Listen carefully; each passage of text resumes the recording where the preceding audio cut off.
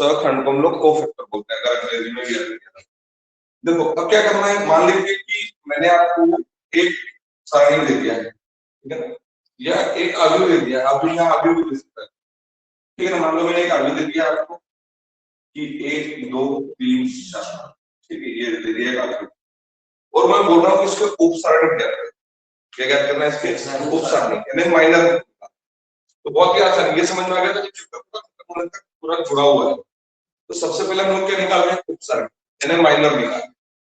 तो अगर उपसरणिक माइनर की अगर हम लोग बात करें, उपसरणिक माइनर की अगर हम लोग बात करें तो समझना बेटा कैसे निकालेंगे।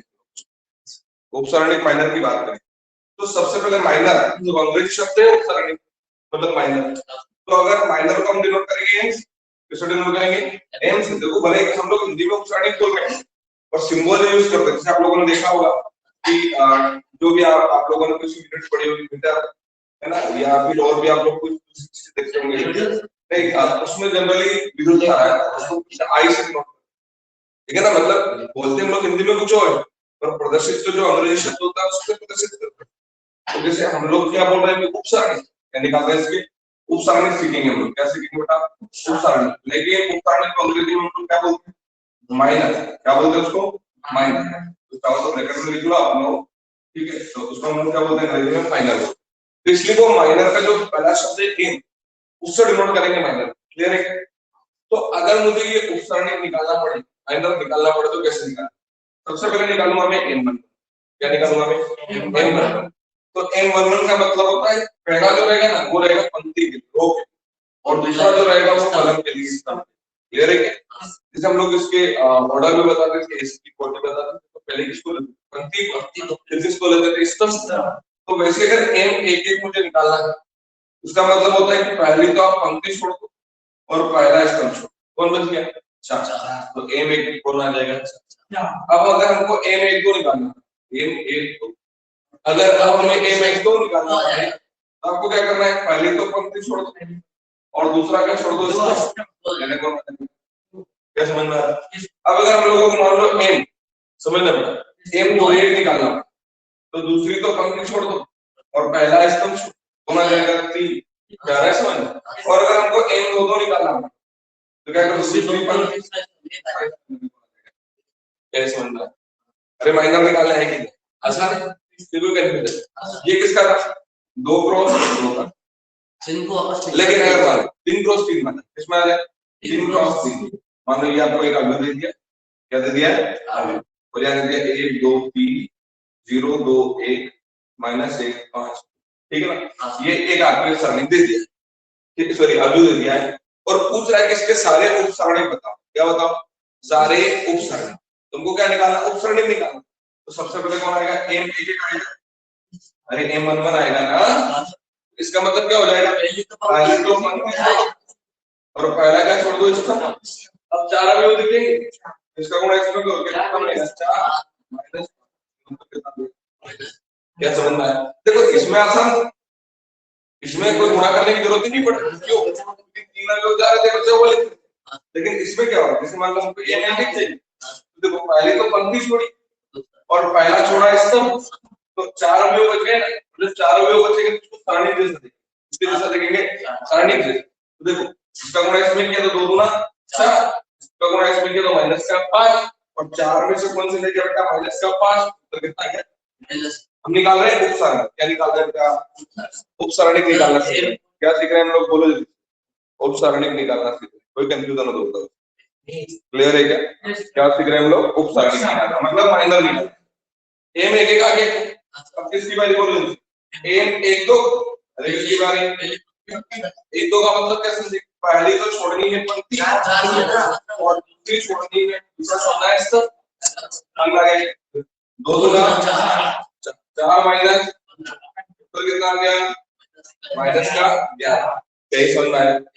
अब m एक एक आ गया, m एक को आ गया, अब इसको निकालेंगे m एक दिन को, किसको एक दिन, तो पहली तो छोड़नी है पंक्ति और तीसरा छोड़ना है 2 एकम 2 माइनस का 6, क्या समझ में आया 2 माइनस 6 है उत्तर कितना आ जाएगा नहीं अभी भी सॉल्व आगे क्या कोई बिंदु नहीं क्लियर। अब m एक वाले हो गए, अब शुरुआत होगी m दो एक सारे निकलेंगे बेटा m दो एक, इसका मतलब क्या समझे, दूसरी तो और बेटा और पहला तो छोड़नी है पंक्ति और पहला छोड़ना है, चारों जो लिखेंगे तो ये गया और 0 1 माइनस 1 और 2 सही है, 0 और 1 माइनस 1 और 2 2 गुणे 0 0 माइनस प्लस उत्तर कैसा आ गया क्या आ रहा है समझ। अब किसकी बारी बेटा m दो दो, अरे m दो दो तो क्या करना है, दूसरी तो पंक्ति और दूसरा इसका तो 2 एक 2 और प्लस 3 ये समझ में 2 प्लस 3 प्लस क्यों हो रहा है, 2 माइनस आ गया, अरे ये आ गया तो प्लस खत्म हो गया।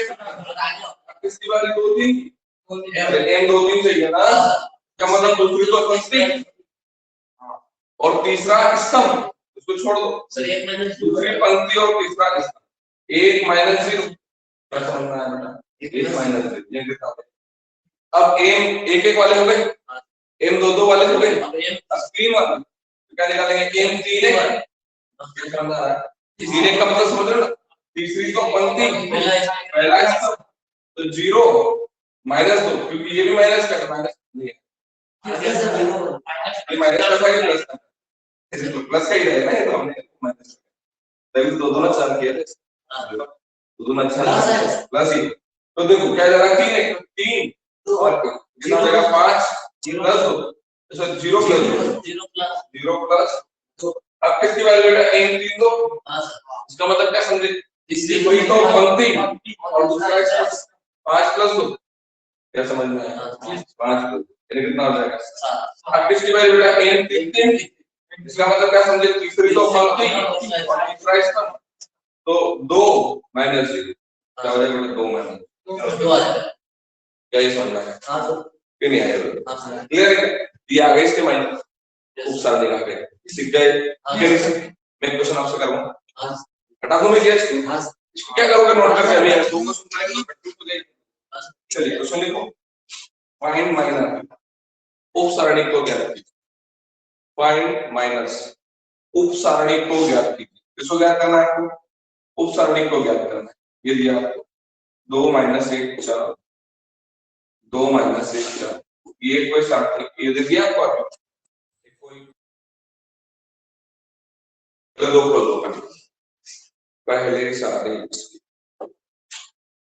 पहले सारे इसके करो कोशिश निकाला ऑप्शन M11 श्याम M11 बोलो बेटा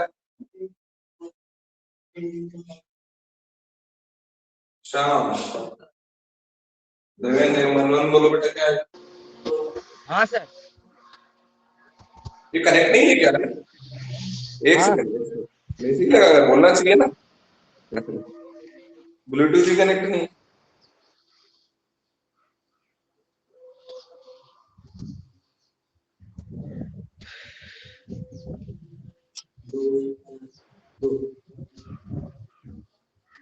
चलिए अब आ रही है वॉइस 2 1 4 2 माइनस हां 2 माइनस 4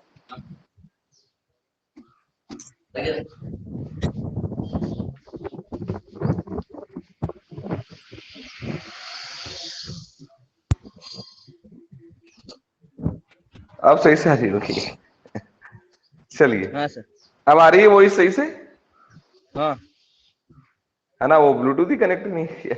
चलिए M11 की वैल्यू कितनी आ गई, एक तो ये गया और एक ये गया, कौन आ गया 2। अब किसकी बारी M12 की, तो एक तो ये गया और 2 ये गया -1।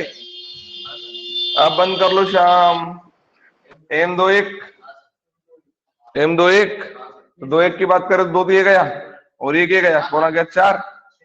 अब अगर हम बात करें M22 की तो M22 तो ये गया और 2 ये गया 2 ये गया, आ गया क्या समझ में नहीं आया।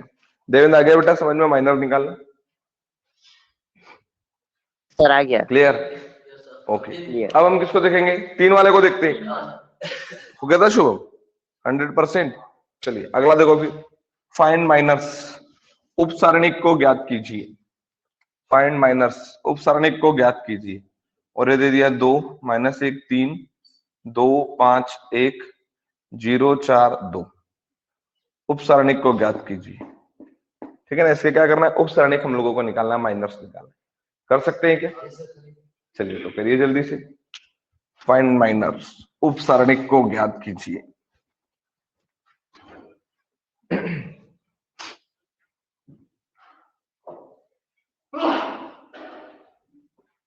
आसान है।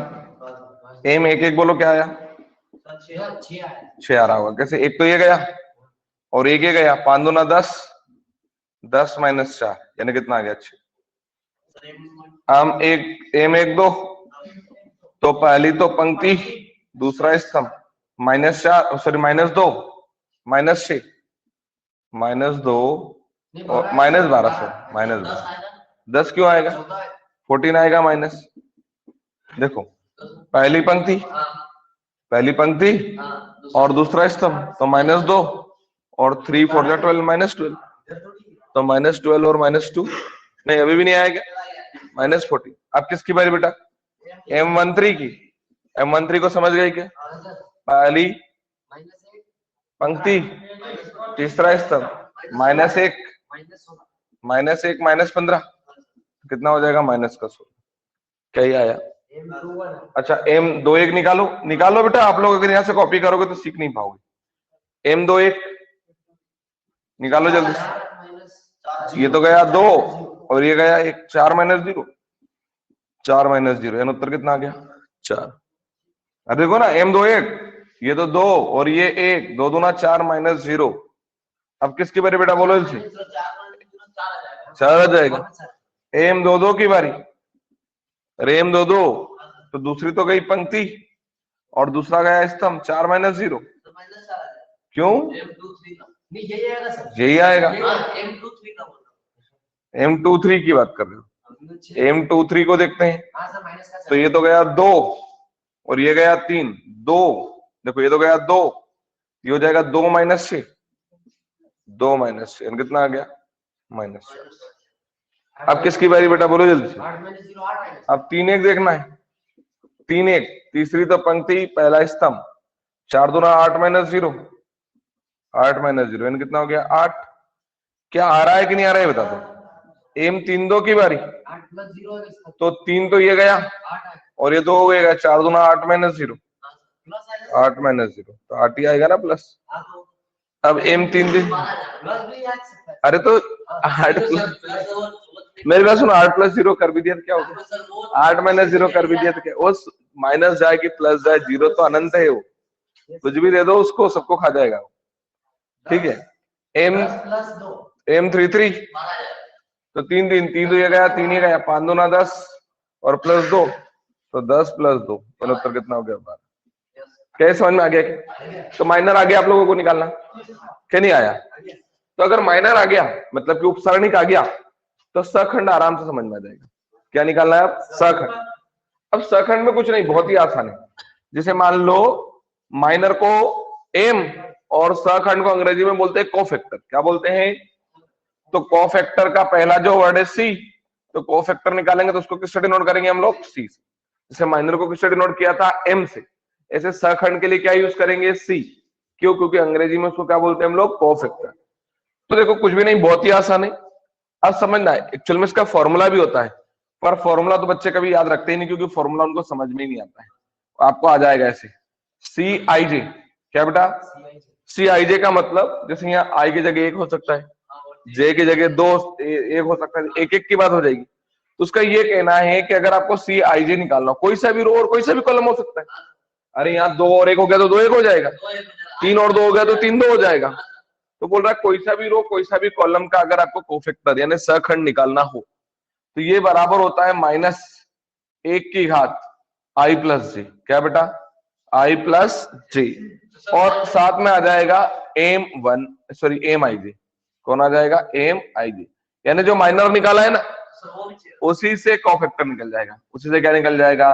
कोफैक्टर निकल जाएगा। नहीं पहले माइनर नहीं निकलेगा, हम एक साथ कर देंगे। देखो कैसे, मुझे ये बताओ कि ये -1 है।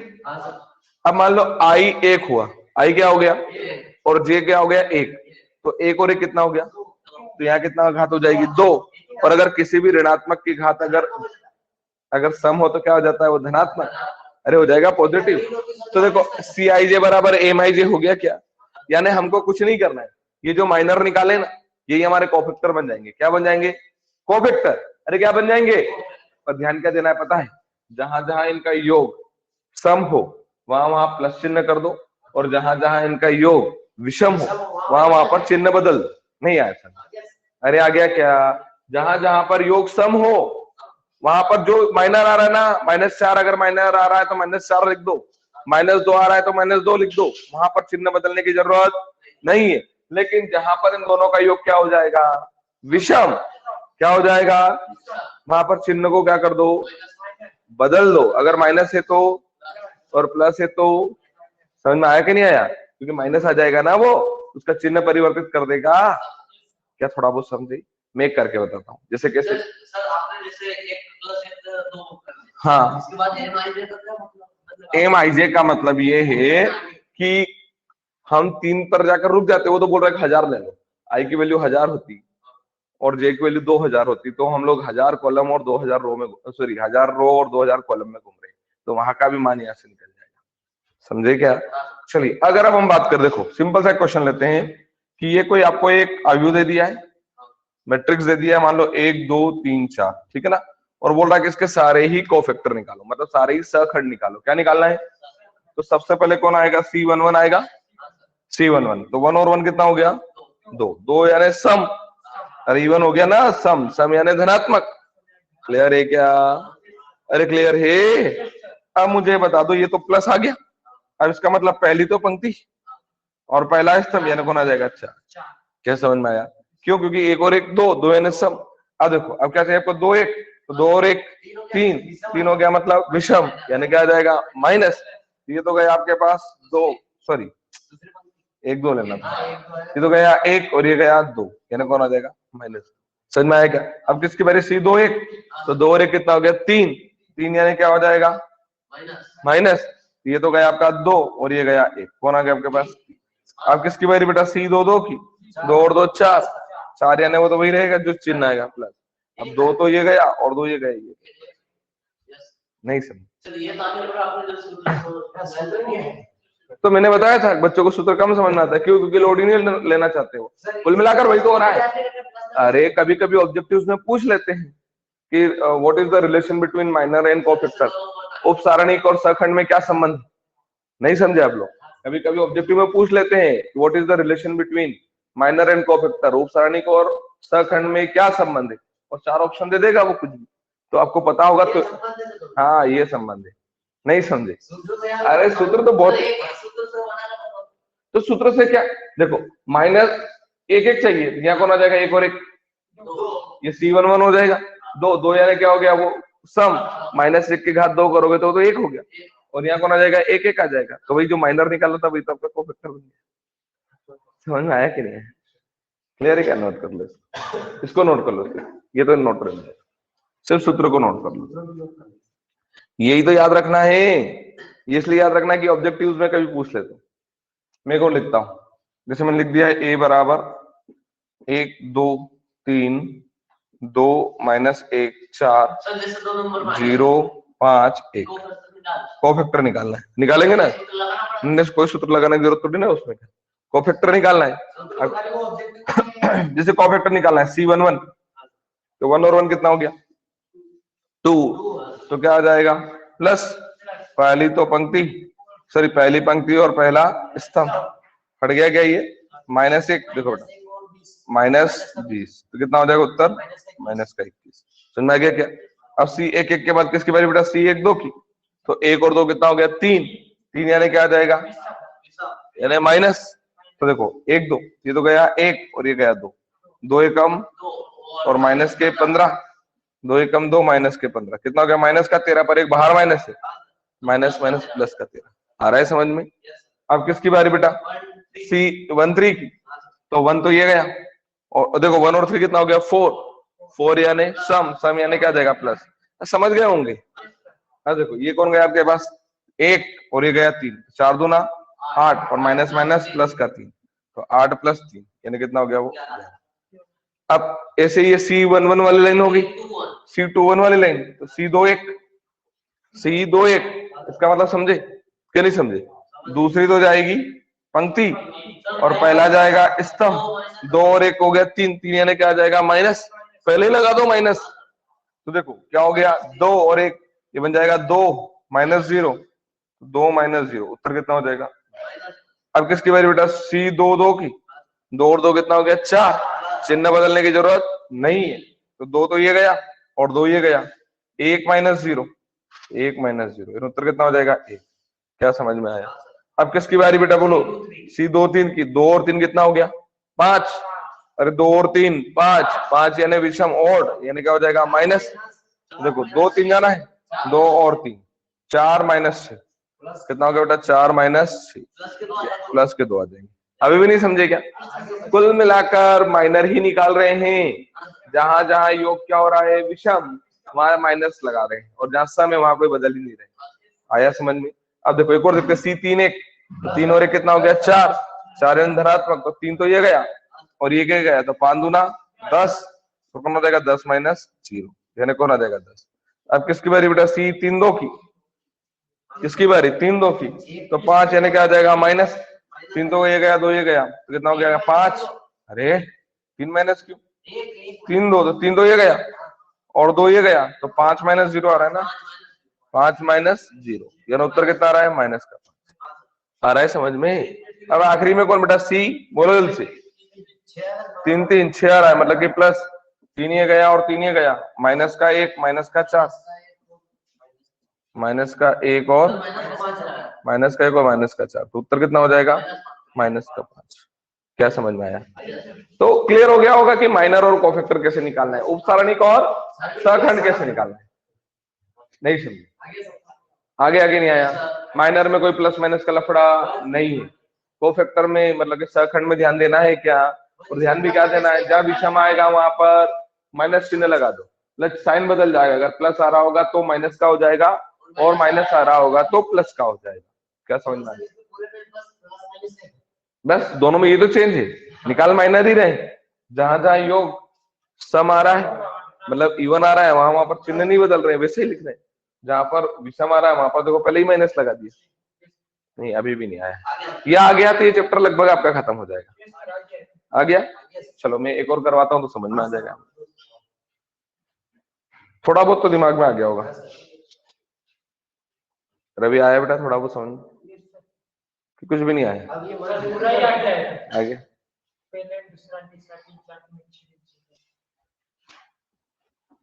चलो एक और बनाते हैं, ठीक है ना। जिसका कंप्लीट नहीं हुआ उसको घर पे कंप्लीट कर लेना, सीख तो गए ही, क्या करना है।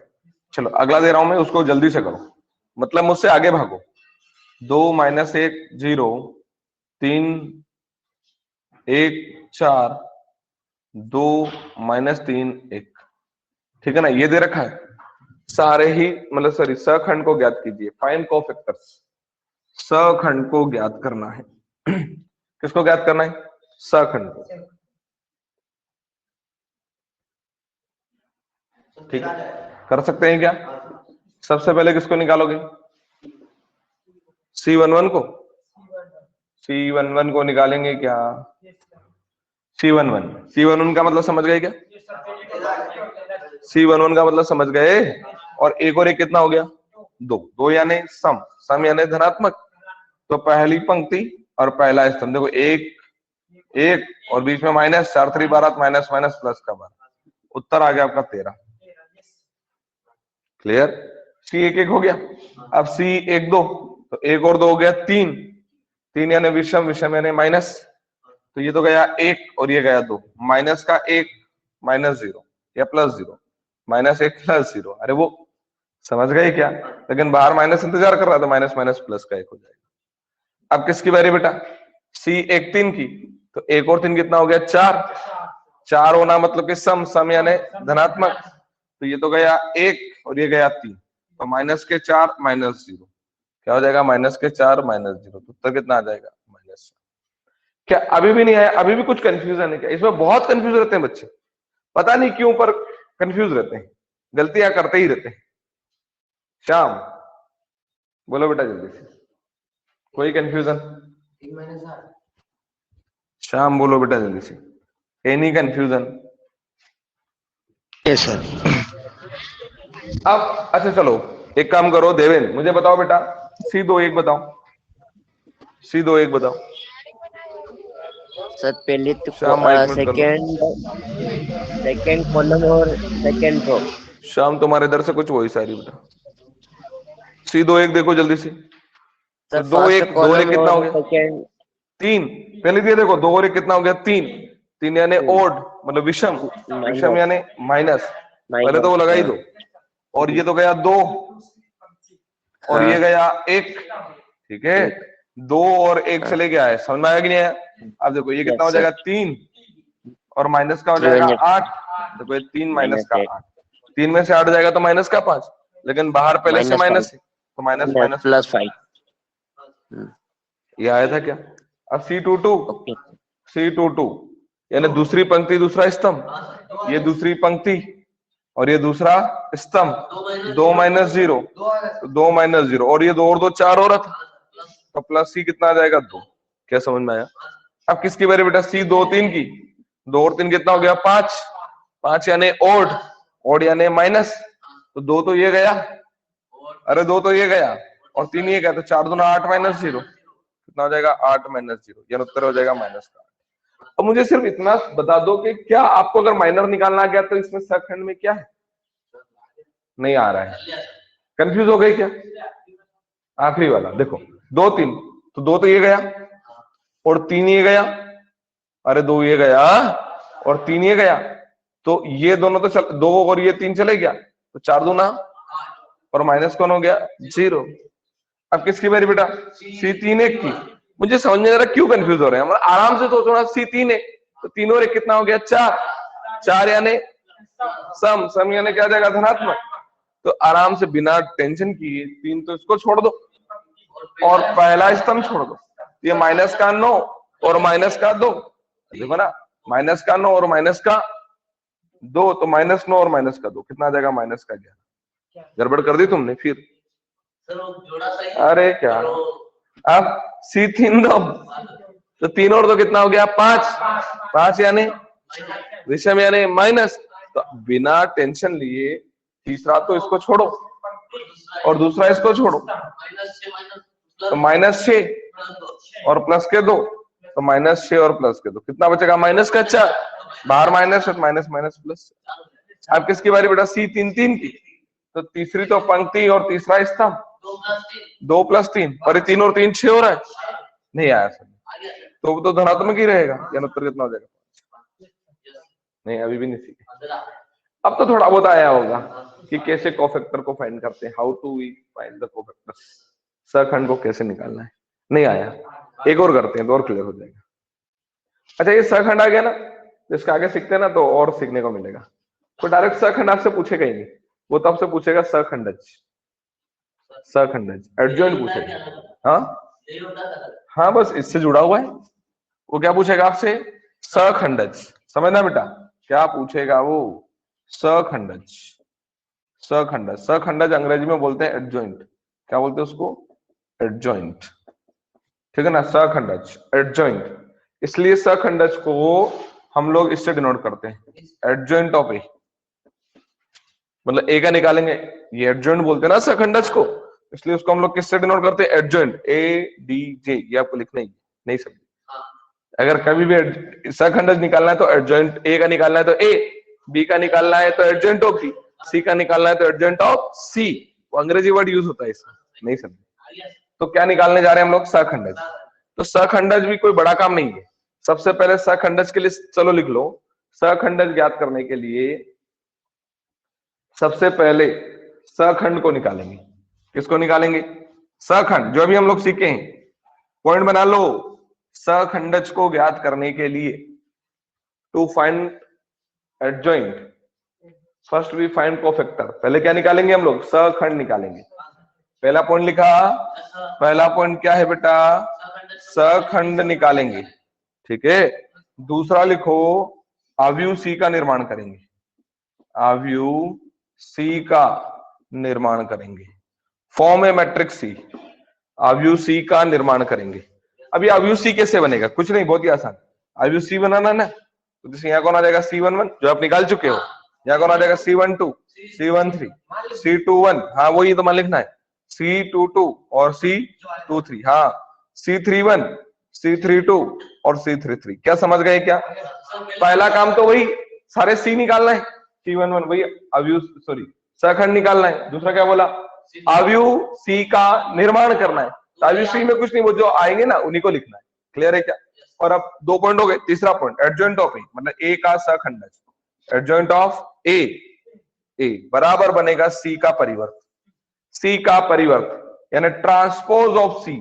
जानते हो सी का परिवर्त क्या होता है? जो स्तंभ होंगे उनको पंक्ति में, और पंक्ति में होगा उनको स्तंभ में बदलना। नहीं आया समझ? मान लो जैसे ये ए है, ए में कौन है आपके पास? 1 2 3 4। अब क्या चाहिए आपको? एडेश चाहिए। तो एडेश मतलब क्या बन जाएगा पता है? 1 2 3 4। क्या समझे? परिवर्त लेना, यानी अगर ये स्तंभ है तो ये क्या बन जाएगी? पंक्ति। ये स्तंभ है तो क्या बन जाएगी? पंक्ति। समझ में आ गया क्या? और अगर ये स्तंभ है तो पंक्ति बन गया, और अगर ये पंक्ति है ये क्या बन गया? स्तंभ। ये स्तंभ है तो ये क्या बन गया? पंक्ति। क्लियर है? चलो, सखंडज निकालने के लिए कितने बिंदु? 3। कितने बिंदु?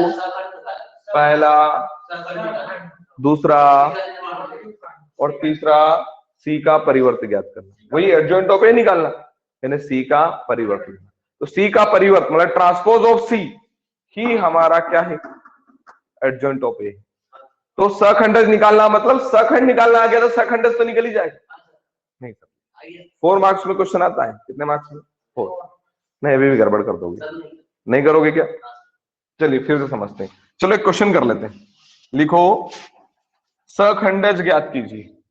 Find adjoint, find adjoint of A. A का सखंडज ज्ञात कीजिए। असल 3 - 1 2 4। ए का सखंडज ज्ञात कीजिए, ठीक है ना? फाइंड एडजॉइंट ऑफ ए। तो 3 बिंदु है हमारे पास। पहला क्या है? सखंड को ज्ञात करना, दूसरा अवयव सी का, और तीसरा उसका परिवर्त लेना। सी अवयव का परिवर्त लेना। फिर से दिमाग लगाओ, कितने बिंदु हैं? 3। पहला सखंड निकालना। क्या निकालना? सखंड निकालना। समझ में आ गया? दूसरा अवयव सी का निर्माण करना, मैट्रिक्स सी को फॉर्म करना, और तीसरा उसका ट्रांसपोज लेना, मतलब उसका परिवर्त ज्ञात करना। ठीक है, सबसे पहले क्या निकालो? सखंड निकालने। लिख लो यहाँ ए के सखंड, ए के सखंड, कोफैक्टर्स ऑफ ए। सबसे पहले C11, C11 बोलो बेटा जल्दी से। 3 तो ये गया, सॉरी पहला दिया गया और पहला ये गया, कौन आ गया? 4। अब C1 2 निकालो। 1 2 तो 1 2 की बात करते ना, 1 तो ये गया और 2 ये गया, माइनस तो बाहर पहले से, और वो माइनस खुद, तो माइनस माइनस प्लस, -1 के साथ। फिर ये तो गड़बड़ कर रहे हैं ना हम लोग, अभी भी नहीं सीख रहे। किसकी बारी बेटा? C2 1 की, तो 2 और 1 कितना हो गया? 3। 3 या नहीं? विषम, विषम या नहीं? माइनस। तो बताओ, ये तो 2 गया और ये 1 गया, इन्हें कौन हो जाएगा? -2। क्या समझ में आया? अब किसकी बारी बेटा? C2 2 की, तो 2 तो ये गया और 2 ये गया, कितना आ गया? 3। तो पहला काम हो गया है, ए के सखंड निकल गए क्या? अब दूसरा काम क्या है? अवयव सी, मैट्रिक्स सी बनाना। अवयव सी, तो अवयव सी बनाना आ जाएगा क्या? बहुत ही आसान। कैसे? C11 C12 C21 C22। क्या समझ में आया? जो मान आए उनको यहाँ पर क्या करना है? लिखना है। C11 का मान कितना है? 4। C12 का मान 1, C21 का मान -2, C22 का मान 3। क्या ये आ गया क्या? नहीं आया। अब आपको क्या चाहिए? बोलो जल्दी से। एडजॉइंट ऑफ ए चाहिए, मतलब ए का सखंडज। एडजॉइंट ऑफ ए यानी क्या? ए का सखंडज। ठीक है, तो वो क्या बनेगा बेटा? सी डैश, यानी सी का क्या करना है? परिवर्त। तो देखो बेटा क्या बन जाएगा, समझना। ये जो ऐसे था ये ऐसे बन जाएगा, 4 - 2। ये ऐसे है तो ये पंक्ति बन जाएगा 1 और 3। क्या समझ में आया? ये आ गया का सखंड। थोड़ा बहुत आया क्या? नहीं आया। क्या करना है? सबसे पहले ए के, फिर उस अवयव सी का, और फिर उसका क्या करना है, तो क्या आ जाएगा, एडजॉइंट ऑफ ए का सहखंड, इसको कैरेट करेंगे हम लोग, ए का सहखंड। नहीं, थोड़ा बहुत आया क्या, नहीं आया, एक और बनाए क्या, चलो लिखो जल्दी से, दो का ही बनाएंगे, लिखो ये ए बराबर, हाँ सहखंडज ज्ञात कीजिए, 2 -5 -4 3, ठीक है, नहीं दे रखा, 2 -5 -4, बिल्कुल ऐसे ही आएगा। ए का सहखंडज ज्ञात कीजिए, ए का, या ज्यादा बोल देगा adjoint of A, adjoint of A को ज्ञात कीजिए, वो कंफ्यूज नहीं होना, एडजॉइंट मतलब सहखंडज। अंग्रेजी में कभी वो हमेशा एडजॉइंट ही बोल देता है, क्योंकि उनको रहता है कि वो बच्चा तो यही सीख के तो आता है, तो कंफ्यूज नहीं होना है ना, एडजॉइंट पूछ ले तो भी कंफ्यूज नहीं होना है। तो सबसे पहला काम क्या होगा, 3 बिंदु है इसके, पहले सहखंड निकालना, अवयव सी का निर्माण करना और उसका परिवर्त ले लेना। तो सबसे पहले क्या करेंगे, सहखंड निकालेंगे, तो ए के सहखंड मतलब cofactors of A, C11 C11, तो एक तो ये गया, अच्छा एक और एक दो हो रहा, दो यानी वही सम यानी, तो एक तो ये गया और एक ये गया, कौन आ गया, 3, C12, एक और 2 कितना हो गया, 3, यानी विषम यानी माइनस, तो 1 और 2 कौन आ रहा, -5, तो माइनस माइनस क्या हो जाएगा, +5। अब किसकी बारी बेटा, C 2 1, 2 और 1 कितना हो गया, 3, 3 यानी विषम यानी माइनस, तो 2 तो ये गया और 1 ये गया, अंदर कौन है बेटा, -4, तो माइनस माइनस क्या हो जाएगा, +4। अब किसकी बारी बेटा, C 2 2 की, 2 2 यानी 2 तो ये गया और 2 ये गया, तो प्लस के क्या आ जाएंगे, 2, ये आ गया क्या। अब अवयव सी, मैट्रिक्स सी, तो अवयव सी, क्या बनेगा बोलो, C11 C12 C21 C22, क्या समझ में आया, क्या नहीं आया। अब क्या चाहिए आपको, बोलो जिस बेटा, ये आ गया, एडजॉइंट ऑफ ए का सहखंड बराबर क्या बन जाएगा, C'। अच्छा मैंने मान नहीं रखी, मान यहाँ रखी तो है ना, मान क्या है, C11 कौन है आपके पास, 3 5 4 2, घुमा दो इसको, कौन हो जाएगा, 3 4 5, थोड़ा बहुत आया क्या, नहीं गड़बड़ कर, होमवर्क दे देते ना, पर अभी 3 क्रॉस 3 का सीख रहे हैं, 2 क्रॉस 2 का तो आ जाता है, हाँ टाइम हो गया, पर ये समझ में आया कि नहीं आपको। तो क्या सीखा आज हम लोगों ने, माइनर निकालना सीख गए, क्या नहीं सीखे, नहीं होगा, माइनर निकालना सीख गए क्या।